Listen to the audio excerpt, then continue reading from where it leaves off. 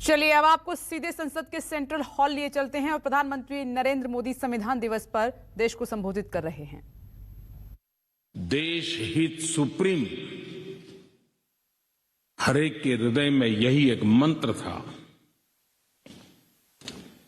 विविधताओं से भरा हुआ देश, अनेक भाषाएं, अनेक बोलियां, अनेक पंथ, अनेक राजे रजवाड़े, इन सब के बावजूद भी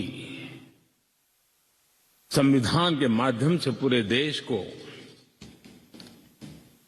एक बंधन में बांध करके आगे बढ़ाने की योजना बनाना, आज के संदर्भ में देखें तो पता नहीं संविधान का एक पेज भी हम पूरा कर पाते, क्योंकि नेशन फर्स्ट कालक्रम से राजनीति ने उस पर इतना प्रभाव पैदा कर दिया है कि देश हित भी कभी कभी पीछे छूट जाता है। ये उन महानुभावों को प्रणाम इसलिए करना चाहूंगा क्योंकि उनके भी अपने विचार होंगे, उनके विचारों की भी धारा होगी, उस धारा में धार भी होगी, लेकिन फिर भी राष्ट्रहित सुप्रीम होने के नाते सबने मिल बैठ करके एक संविधान दिया।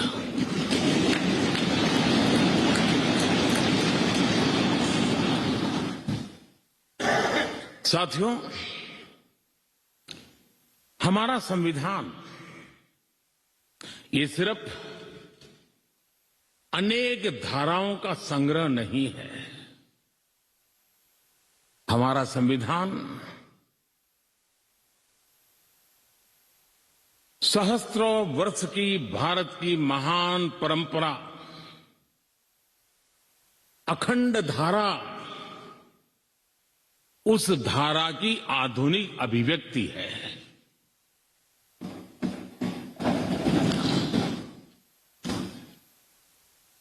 और इसलिए हमारे लिए लेटर एंड स्पिरिट में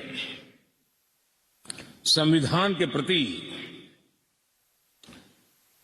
समर्पण, और जब हम इस संवैधानिक व्यवस्था से जनप्रतिनिधि के रूप में ग्राम पंचायत से लेकर के संसद तक जो भी दायित्व निभाते हैं, हमें संविधान के लेटर एंड स्पिरिट को समर्पित भाव से ही हमें अपने आप को हमेशा सज्ज रखना होगा। और जब ये करते हैं तो संविधान की भावनाओं को कहां चोट पहुंच रही है, उसको भी हम नजरअंदाज नहीं कर सकते हैं। और इसलिए इस संविधान दिवस को हमें इसलिए भी मनाना चाहिए कि हम जो कुछ भी कर रहे हैं वो संविधान के प्रकाश में सही है कि गलत है, हमारा रास्ता सही है कि गलत है।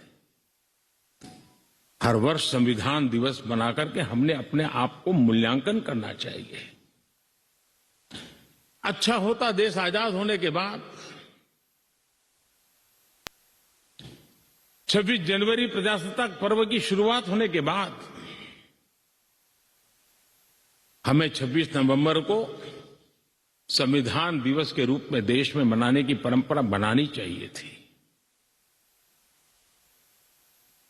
ताकि उसके कारण हमारी पीढ़ी दर पीढ़ी संविधान बना कैसे, कौन लोग थे इसको बनाते थे, किस परिस्थितियों में बना, क्यों बना, हमें संविधान कहां ले जाता है, कैसे ले जाता है, किसके लिए ले जाता है, इन सारी बातों की हर वर्ष अगर चर्चा होती है तो संविधान जिसको दुनिया ने एक जीवंत इकाई के रूप में माना है, एक सामाजिक दस्तावेज के रूप में माना है, विविधता भरे देश के लिए ये एक बहुत बड़ी ताकत के रूप में पीढ़ी दर पीढ़ी अवसर के रूप में काम आता। लेकिन कुछ लोग इसे चूक गए, लेकिन जब बाबा साहब आम्बेडकर के 125वीं जयंती थी, हम सबको लगा कि इससे बड़ा पवित्र अवसर क्या हो सकता है कि बाबा साहब आम्बेडकर ने इस देश को जो बहुत बड़ा नजराना दिया है, उसको हम हमेशा हमेशा के लिए स्मृति ग्रंथ के रूप में याद करते रहें। और इसी में से, और मुझे याद है जब सदन में इस विषय पर मैं बोल रहा था 2015 में, बाबा साहब आम्बेडकर की 150वीं जयंती के निमित्त इस काम की घोषणा करते समय, तब भी विरोध आज नहीं हो रहा है, उस दिन भी हुआ था कि 26 नवंबर कहां से ले आए, क्यों कर रहे हो, क्या जरूरत थी। बाबा साहब आम्बेडकर का नाम हो और आपके मन में ये भाव उठे, ये देश अब सुनने के लिए तैयार नहीं है।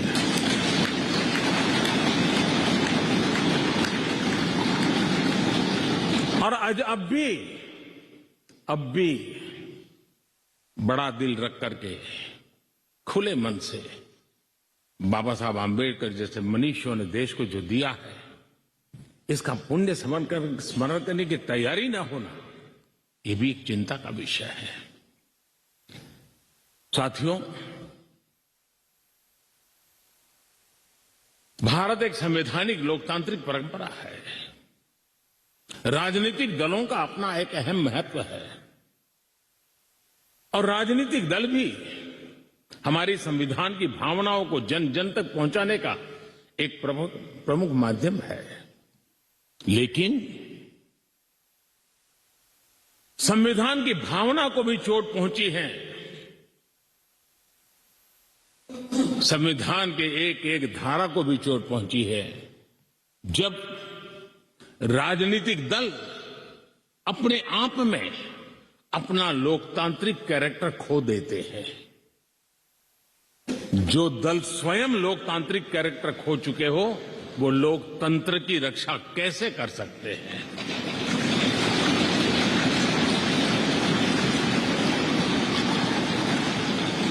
आज देश में कश्मीर से कन्याकुमारी, हिंदुस्तान के हर कोने में जाइए, भारत एक ऐसे संकट की तरफ बढ़ रहा है जो संविधान को समर्पित लोगों के लिए चिंता का विषय है, लोकतंत्र के प्रति आस्था रखने वालों के लिए चिंता का विषय है, और वो है पारिवारिक पार्टियां।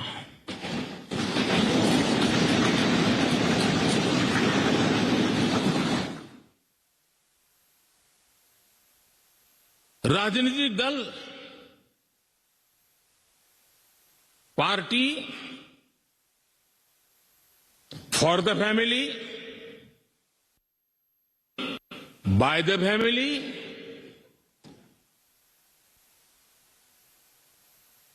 अब आगे कहने की जरूरत मुझे नहीं लगती है।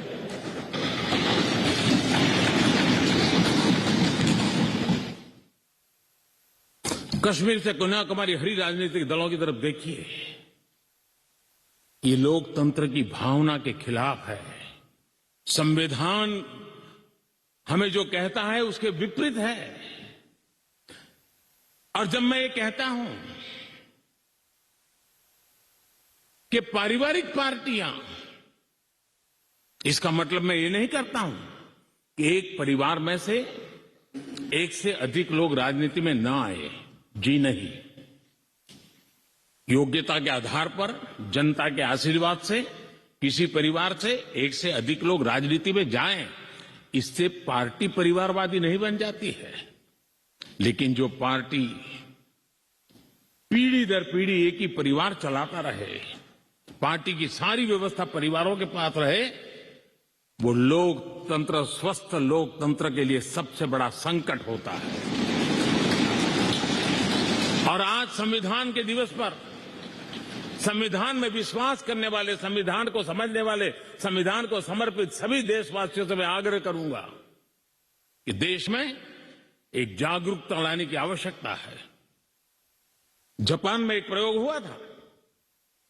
जापान में देखा गया कि कुछ ही पॉलिटिकल फैमिली ही व्यवस्था में चल रहे हैं, तो किसी ने बीड़ा उठाया था कि वो नागरिकों को तैयार करेंगे और पॉलिटिकल फैमिली के बाहर के लोग निर्णय प्रक्रिया में कैसे आए, और बड़ी सफलतापूर्वक 30-40 साल लगे, लेकिन करना पड़ा।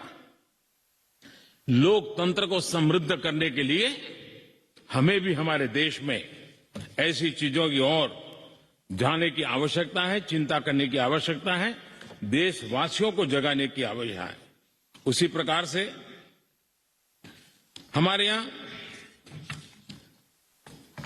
भ्रष्टाचार, क्या हमारा संविधान भ्रष्टाचार को अनुमति देता है?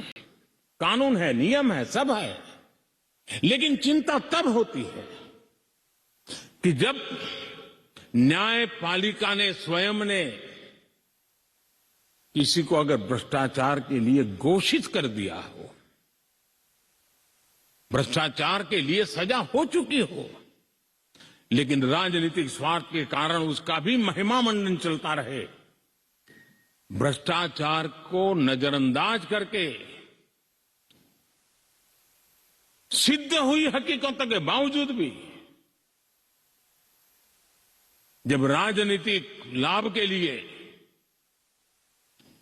सारी मर्यादाओं को तोड़कर, लोक लाज को तोड़ करके उनके साथ बैठना उठना शुरू हो जाता है, तो देश के नौजवान के मन में लगता है कि अगर इस प्रकार से राजनीति के क्षेत्र में नेतृत्व करने वाले लोग भ्रष्टाचार में डूबे हुए लोगों की प्राण प्रतिष्ठा कर रहे हैं, मतलब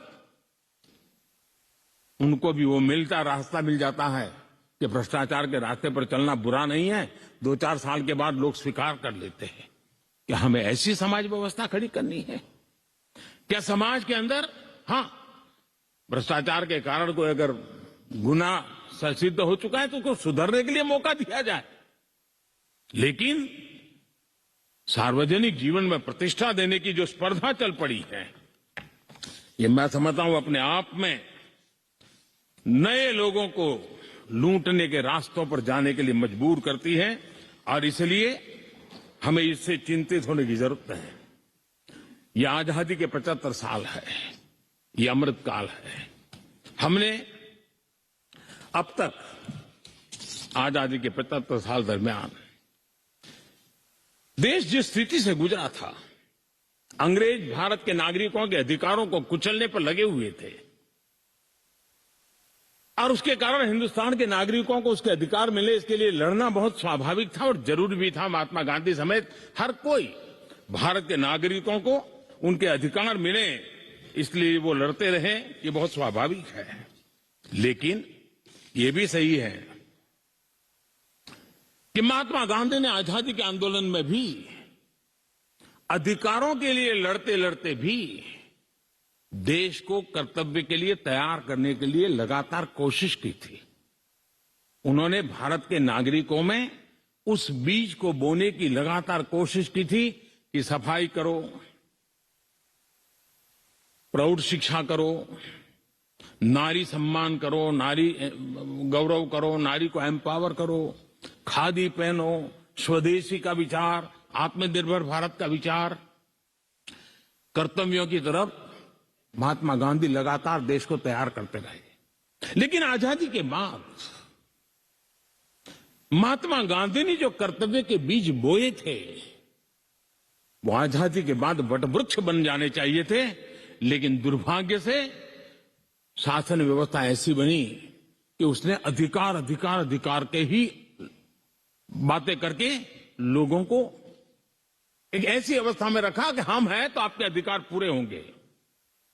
अच्छा होता देश आजाद होने के बाद कर्तव्य पर बल दिया गया होता तो अधिकारों की अपने आप रक्षा होती।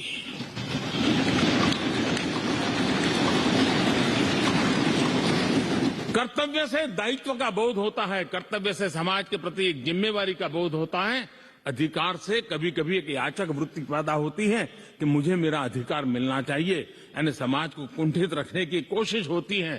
कर्तव्य के भाव से सामान्य मानवी के जीवन में एक भाव होता है कि ये मेरा दायित्व है, मुझे इसको निभाना है, मुझे करना है। और जब मैं कर्तव्य का पालन करता हूं तो अपने आप किसी के अधिकार की रक्षा हो जाती है, किसी के अधिकार का सम्मान हो जाता है, किसी के अधिकार का गौरव हो जाता है, और उसके कारण कर्तव्य भी बनते हैं और अधिकार भी चलते हैं और स्वस्थ समाज की रचना होती है। आजादी के अमृत महोत्सव में हमारे लिए बहुत आवश्यक है कि हम कर्तव्यों के माध्यम से अधिकारों की रक्षा करने के रास्ते पर चल पड़े। कर्तव्य का वो पथ है जिसमें अधिकार की गारंटी है। कर्तव्य का वो पथ है जो अधिकार सम्मान के साथ दूसरे को सुपुर्द करता है, उसके हक को दे देता है। और इसलिए आज जब हम संविधान के दिवस को मना रहे हैं, तब हमारे भीतर भी यही भाव निरंतर जगता रहे कि हम कर्तव्य पथ पर चलते रहें।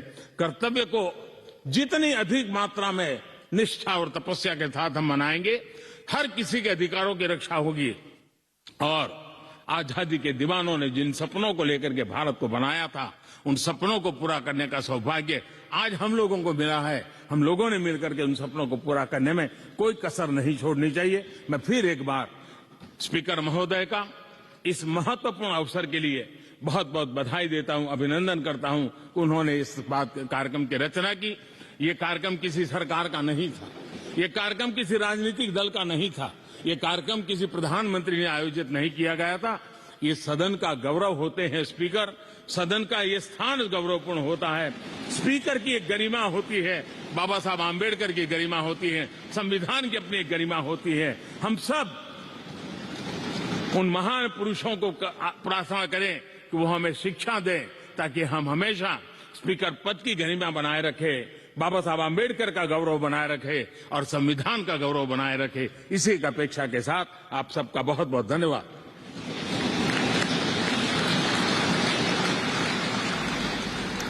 संविधान दिवस पर प्रधानमंत्री नरेंद्र मोदी को आप सुन रहे थे। उन्होंने विपक्षी पार्टियों पर जोरदार हमला बोला है। उन्होंने कहा कि कई ऐसी पार्टियां हैं जो अपना लोकतांत्रिक चरित्र खो चुकी हैं। पारिवारिक पार्टियां लोकतंत्र के लिए